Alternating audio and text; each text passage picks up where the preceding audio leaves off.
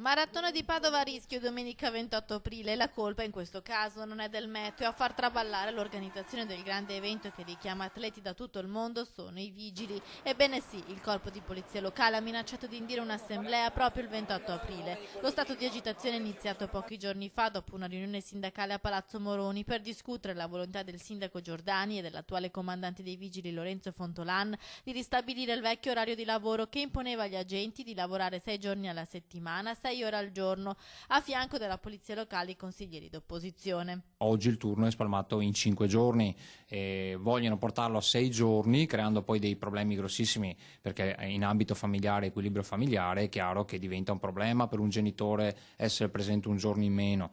Sappiamo quanto difficile è oggi con il lavoro avere anche dei servizi adeguati come asili e quant'altro. Dopo la modifica apportata nel 2015 dal comandante Paolocci, i vigili hanno iniziato a lavorare 5 giorni per 7 ore e mezza al giorno per un totale sempre di 35 ore settimanali. Di fatto questa modifica permetteva agli agenti di avere un sabato libero al mese, cosa che non avverrebbe più in caso di distribuzione dell'orario su 6 giorni. In questo caso io avallo e appoggio in pieno la sollevazione dei vigili. Guardate che non è mai successo che gli agenti di polizia locale arrivino a scioperare. Questo fa capire quanto distacco c'è ormai tra la conduzione politica e quello che sono poi la realtà dei giorni quotidiani e del lavoro dei nostri agenti. Il malessere all'interno del corpo di polizia locale dura da parecchi mesi, spiega il consigliere d'opposizione Alain Luciani. 40 agenti hanno già lasciato Padova per altri comuni più piccoli e solo 10 di nuovi sono stati assunti. Compromettere la vita di oltre 300 agenti per risparmiare pochi soldi.